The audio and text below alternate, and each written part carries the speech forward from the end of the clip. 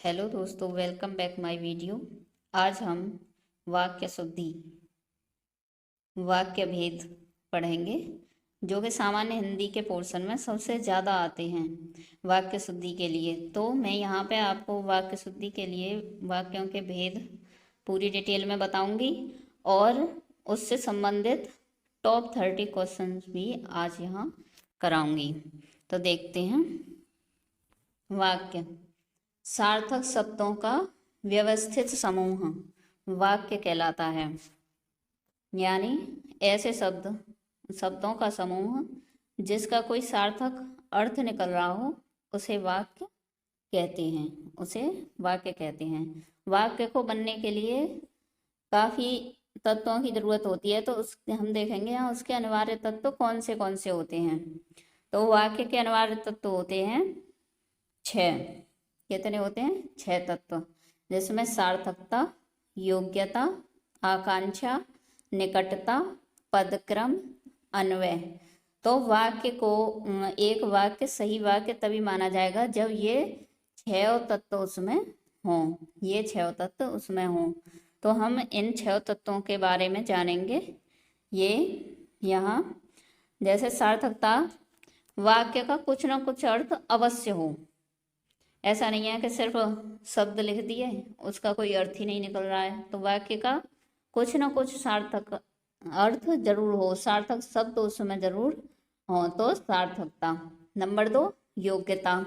योग्यता में वाक्य में जिस विषय के बारे में बात की जा रही है उसका अपेक्षित अर्थ निकले। ऐसा नहीं है कि कुछ भी लिख दें। जैसे चाय खाई, किसी ने लिख दिया चाय खाई, चाय खाई, तो चाय खाई नहीं जाती है, चाय खाई नहीं जाती है, चाय तो पी जाती है। तो चाय खाई जो है वो हो गया गलत, ये योग्य नहीं है। तो हम इसकी जगह पे लिखेंगे चाय पी। क्या लिखी जाएगी? पी जाती है ना, तो इसके लिए हम लिखेंगे चाय पी, उसने चाय पी, ना कि चाय खाई।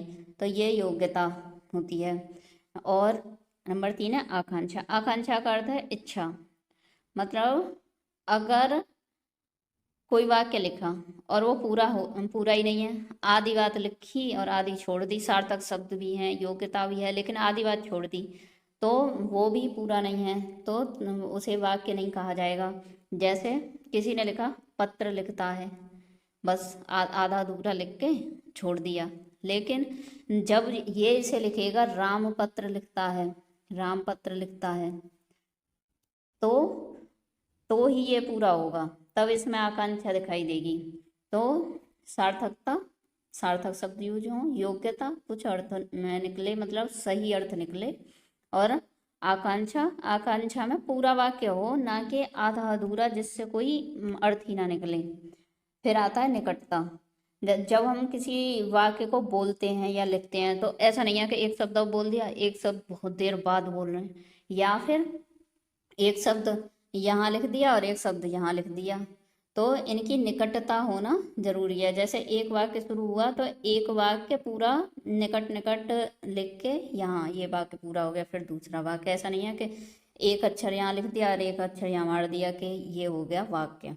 ठीक है, तो निकटता, निकटता भी वाक्य का महत्वपूर्ण तत्व है। अगला है पदक्रम।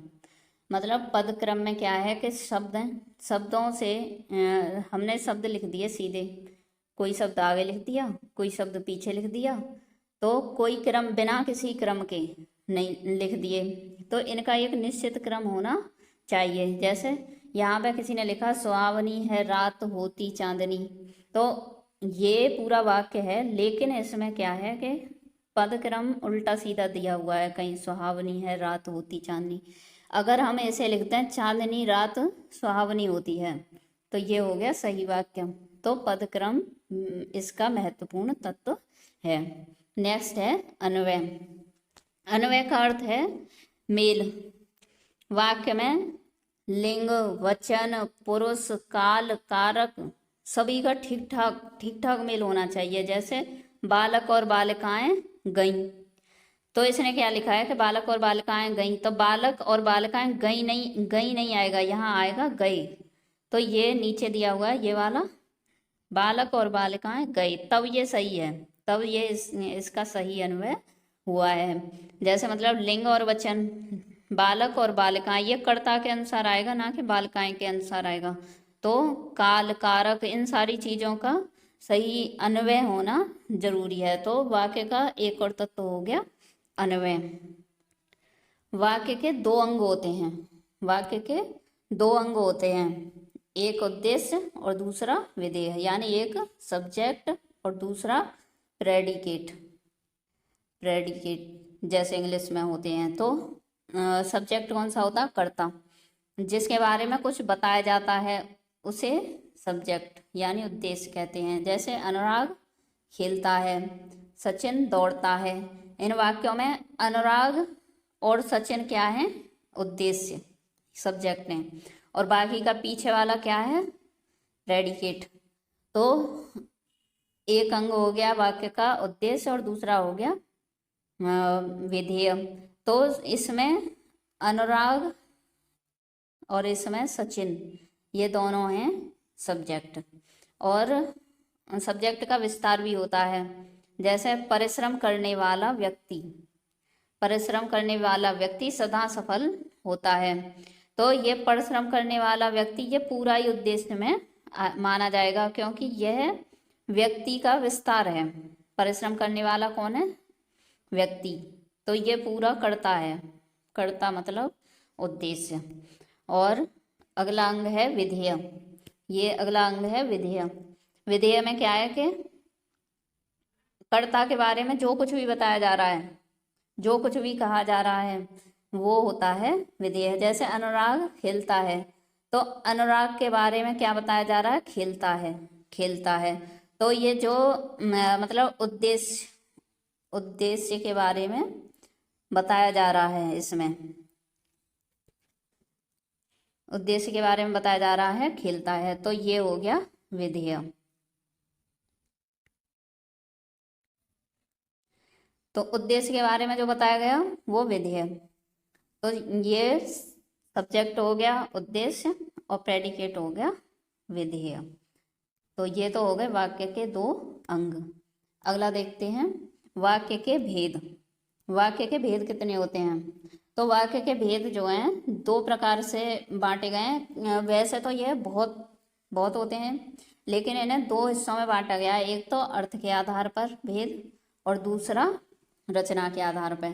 तो हम पहले देखेंगे अर्थ के आधार पर वाक्य के भेद। तो अर्थ के आधार पर 8 भेद बताए गए हैं। कितने बताए गए हैं? 8 भेद। तो पहला है विधानवाचक, असर्टिव सेंटेंस। ये बिल्कुल उसकी तरह है, इंग्लिश वालों की तरह। जैसे इंग्लिश में साधारण वाक्य, सिंपल, नेगेटिव, इंटेरोगेटिव, इम्पेरेटिव, उसी तरह से हिंदी में भी विधानवाचक है असर्टिव।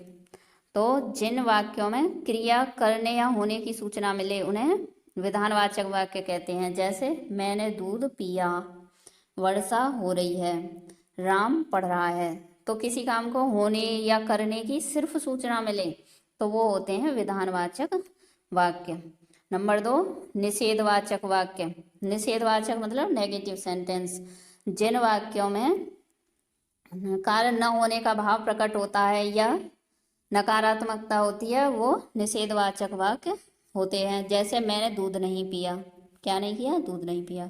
मैंने खाना नहीं खाया, तुम मत लिखो। तो इसमें मना कर रहा है, तुम मत लिखो। तो ऐसे ये हो गए निषेधवाचक वाक्य।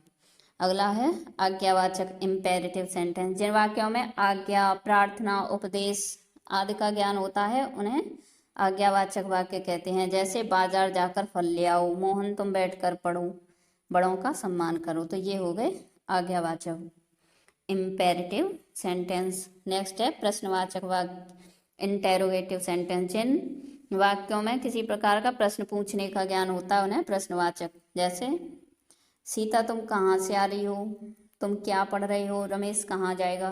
तो ये हो गए प्रश्नवाचक वाक्य। नेक्स्ट है इच्छावाचक वाक्य। जिन वाक्यों में इच्छा, आशीष और शुभकामना का ज्ञान होता है, उन्हें इच्छावाचक कहते हैं। जैसे तुम्हारा कल्याण हो, आज तो मैं केवल फल खाऊंगा, भगवान तुम्हें लंबी उम्र दे, तो ये हो गए इच्छावाचक। ये बिल्कुल सेम ही आ रहे हैं इंग्लिश वालों की तरह, ठीक है। और लास्ट है संदेहवाचक सेंटेंस। सेंटेंस इंडिकेटिंग डाउट, जो किसी चीज पे संदेह दे रहे हो, संदेह कर रहे हो, शक वाले हो, तो वो होते हैं संदेहवाचक वाक्य। जैसे शायद शाम को वर्षा हो जाए, शायद तो संदेह है, कुछ पता नहीं है होगी या नहीं होगी, लेकिन शक है, संदेह हो रहा है कि हाँ हो सकती है, डाउट में है बात। वह आ रहा होगा, पर हमें क्या मालूम, ये भी बात डाउट में है, हो सकता है राजेश आ जाए। तो जो डाउट वाली बात होती है संदेह वाचक वाक्य होते हैं, संदेह जिसमें हो वो संदेहवाचक वाक्य होते हैं।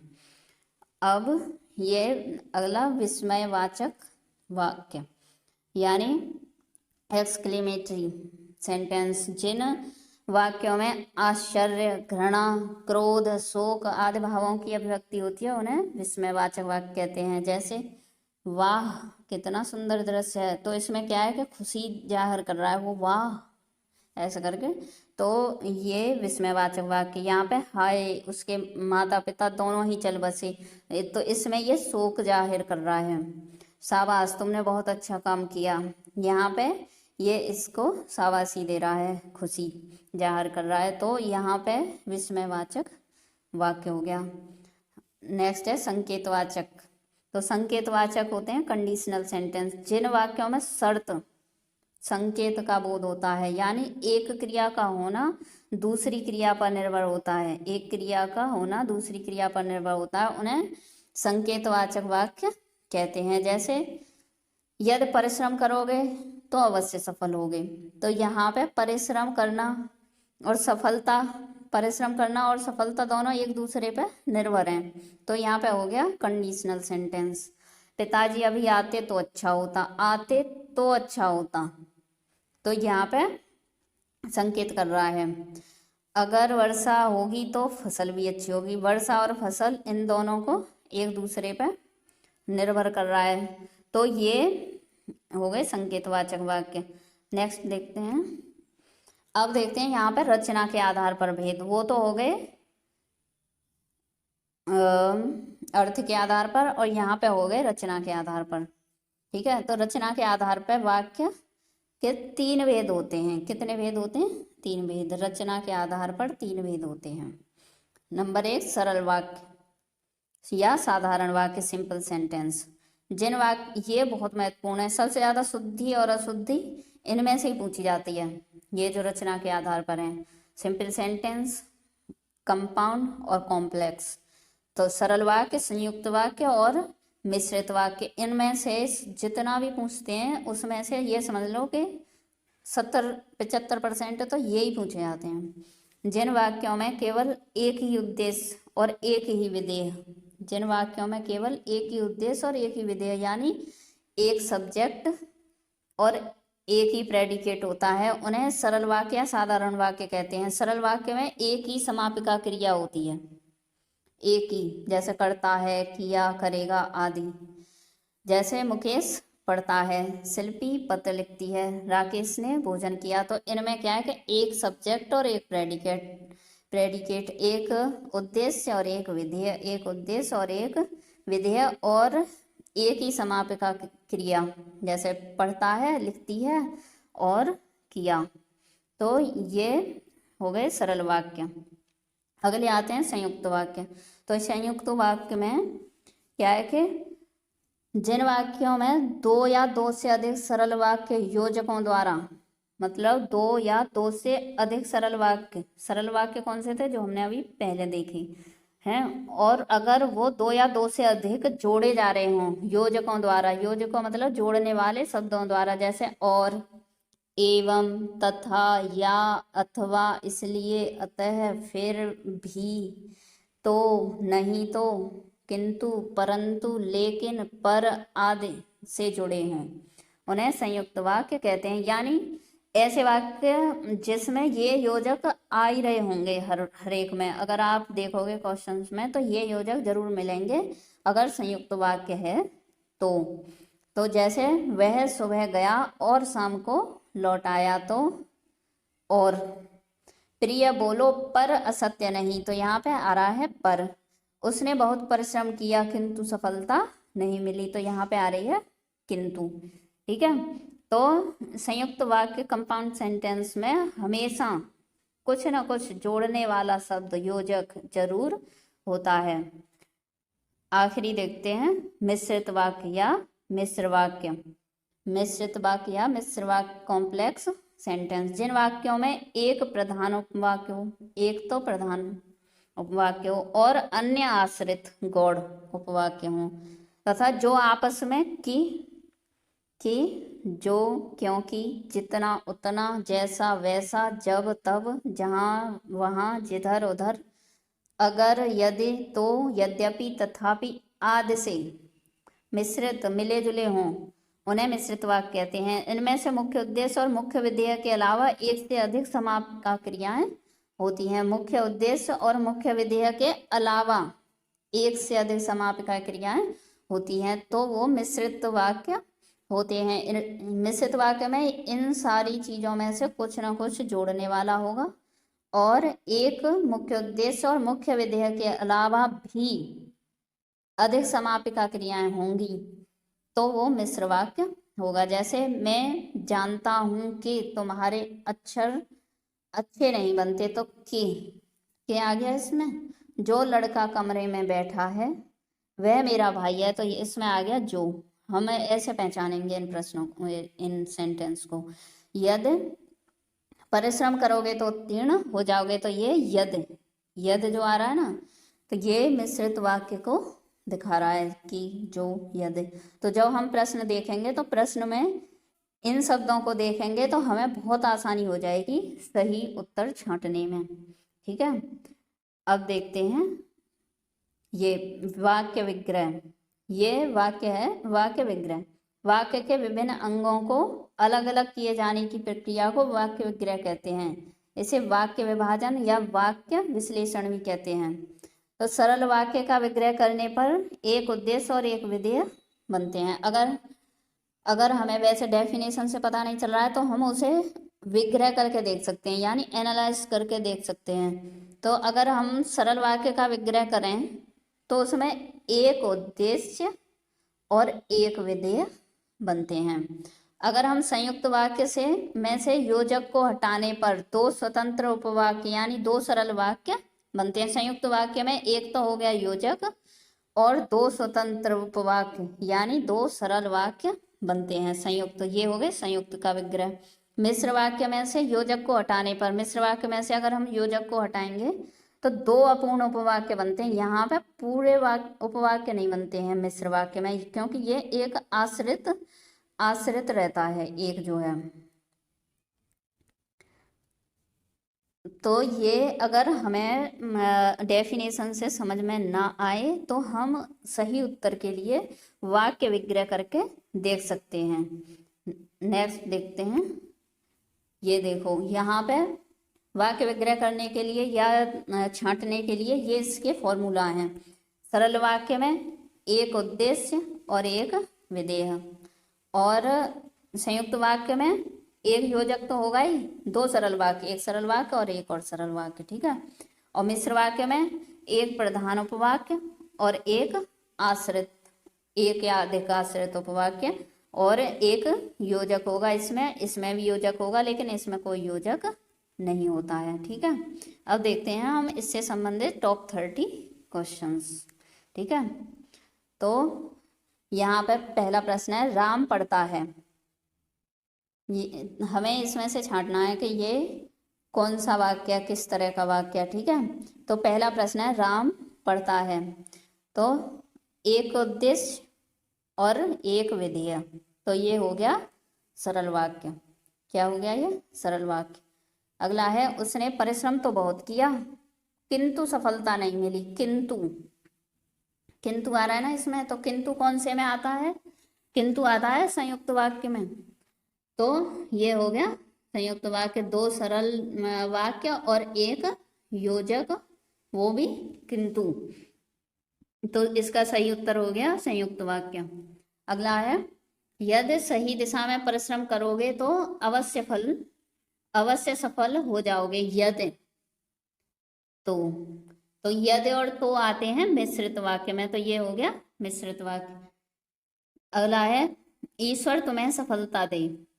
ये किस तरह का वाक्य है? ईश्वर तुम्हें सफलता दे, तो ये है इच्छावाचक, मे गॉड ब्लेस सक्सेस। तो ये वाली जो है ना, ये चारों तो हो गए क्लियर। नेक्स्ट देखते हैं, संतोष से बढ़कर सुख नहीं। तो ये किस तरह का वाक्य है? तो ये है सरल वाक्य, क्योंकि इसमें सूचना या संकेत है। अगला है, मजदूर मेहनत करता है किंतु उसके लाभ से वंचित रहता है। मजदूर मेहनत करता है एक वाक्य, और योजक किंतु उसके लाभ से वंचित रहता है दूसरा वाक्य। तो ये हो गया संयुक्त वाक्य। कौन सा हो गया ये? संयुक्त वाक्य। राइट ऑप्शन संयुक्त वाक्य। अगला है, राजनीति अब एक व्यवसाय बनती जा रही है जो गुंडागर्दी के बल पर चलती है। जो आया है ना, जो किस में आता है? मिश्र वाक्य में। तो आज मैं बता रही हूँ, इसमें इस वीडियो को देखने के बाद आपको ये वाले छांटने में कोई दिक्कत, बिल्कुल भी कोई दिक्कत होने वाली नहीं है। नेक्स्ट है, आज बहुत पानी गिरा। आज बहुत पानी गिरा, तो इसमें कौन सा सही होगा? क्या, किस तरह का वाक्य है बताओ? ये है साधारण वाक्य। आज बहुत पानी गिरा नॉर्मल सूचना या संकेत दे रहा है। अगला है, तुलसीदास ने कहा है कि विनाश काल में मनुष्य की बुद्धि भ्रष्ट हो जाती है। तुलसीदास ने कहा है कि आ रहा है ना, कि किस में आता है? मिश्र वाक्य में। नेक्स्ट है, उससे अब के अकेले नहीं रहा जाता है। उससे अब अकेले नहीं रहा जाता है। तो ये इसमें ये पूछ रहा है कि कृतवाच्य, कर्मवाच्य, भाववाच्य, इसमें से कौन सा है? तो इसमें से राइट ऑप्शन है भाववाच्य। यह उसकी भावनाएं हैं कि उससे अब अकेला नहीं रहा जाता। नेक्स्ट है, वहां जाओ। वहां जाओ, तो ये पूछ रहा है कि इसमें किस तरह का सेंटेंस है। जैसे वो अर्थ के आधार पे है ना, बहुत सारे साधारण वाक्य, नेगेटिव वाक्य। तो ये पूछ रहा है कि वहां जाओ किस तरह का वाक्य है? तो वहां जाओ आज्ञा दे रहा है, तो ये आज्ञावाचक वाक्य है। जब तक वह घर पहुंचा तब तक उसके पिता जा चुके थे।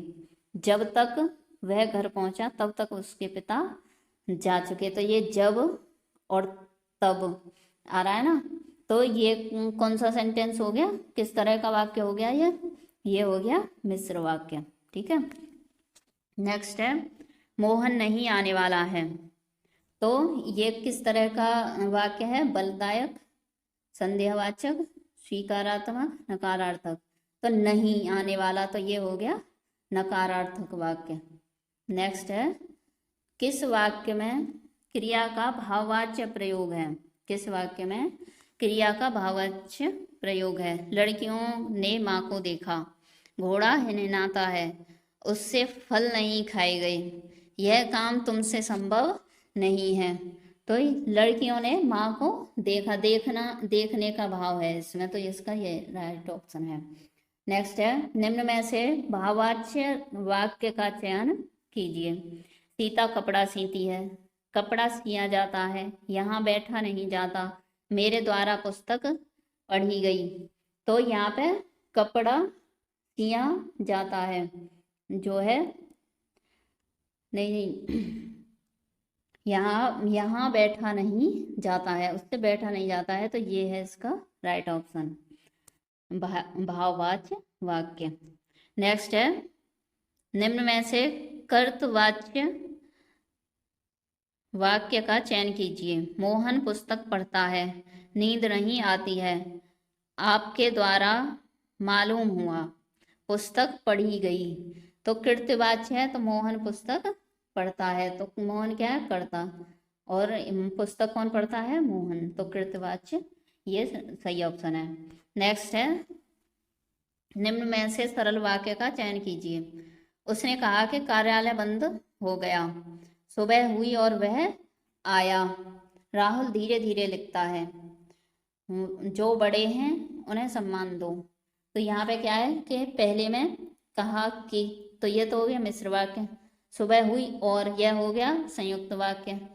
यहाँ पे जो बड़े हैं उन्हें सम्मान दो, यहाँ पे ये कॉमा लगा हुआ है ना, तो ये हो गया इसका राइट ऑप्शन। राहुल धीरे धीरे लिखता है, ये है सरल वाक्य, बाकी के दूसरे हैं। नेक्स्ट है, निम्न में से संयुक्त वाक्य का चयन कीजिए। जो परिश्रम करता है वही आगे बढ़ता है, ये तो हो गया मिश्रित वाक्य। मैं पढ़ता हूँ और वह गाता है, और वह गाता है, तो ये और से जुड़ा हुआ है, तो ये हो गया संयुक्त वाक्य, इसका राइट ऑप्शन। ठीक है, परिश्रम व्यक्ति ही सफलता प्राप्त करता है, वह क्या मेरे बिना वह पढ़ नहीं सकता, तो ये नहीं है, ये हो गया इसका सही संयुक्त वाक्य। मैं पढ़ता हूँ और वह गाता है। नेक्स्ट है, निम्न में से मिश्र वाक्य का चयन कीजिए। रोहन आम खा रहा है, यह तो साधारण। वह पंडित है किंतु हठी है। ठीक है, वह पंडित है किंतु हठी है। आकाश में बादल गरजता है, नॉर्मल। वह कौन सा व्यक्ति है जिसने महात्मा गांधी का नाम न सुना हो, वह कौन सा व्यक्ति है जिसने, तो इसमें आ गया ये जिसने, तो ये हो गया मिश्र वाक्य। नेक्स्ट है, निम्नलिखित में से किस वाक्य में अकर्मक क्रिया है। गेहूं पिस रहा है, मैं बालक को जगवाता हूँ। मदन गोपाल को हंसा रहा है, राम पत्र लिखता है। तो गेहूं पिस रहा है जो है इसमें अकर्मक क्रिया है, कोई दूसरा नहीं कर रहा है, वो खुद ही हो रहा है। नेक्स्ट है, वह अपनी कक्षा का सर्वाधिक प्रतिभाशाली छात्र है। इस वाक्य का बिना अर्थ बदले निम्नलिखित में से कौन सा नकारात्मक वाक्य उपयुक्त होगा। वह अपनी कक्षा का सर्वाधिक प्रतिभाशाली छात्र नहीं है, उसके समान उसकी कक्षा में कोई प्रतिभाशाली छात्र नहीं है, तो ये हो जाएगा राइट ऑप्शन, क्योंकि इसने कहा है कि सर्वाधिक प्रतिभाशाली छात्र है, यानी उसके समान कोई दूसरा प्रतिभाशाली छात्र नहीं है। नेक्स्ट है, निम्नलिखित मिश्र वाक्यों में से कौन सा विशेषण उपवाक्य है। कौन सा विशेषण उपवाक्य है मिश्र वाक्यों में से। तो मैं कहता हूं कि तुम भोपाल जाओ। लखनऊ जो उत्तर प्रदेश की राजधानी है, एक ऐतिहासिक नगर है। जब मैं स्टेशन पहुंचा तभी ट्रेन आई। मैं चाहता हूं कि आप यहीं रहें। तो इसमें क्या है कि लखनऊ जो उत्तर प्रदेश की राजधानी है, एक ऐतिहासिक नगर है, तो ये विशेषता बता रहा है लखनऊ की राजधानी की। ठीक है, तो ये राइट ऑप्शन है इसका, विशेषण उपवाक्य है। ठीक है, नेक्स्ट है, उसने कहा कि मैं घर जाऊंगा। तो ये किस प्रकार का वाक्य है। तो उसने कहा कि, तो ये हो गया मिश्र वाक्य।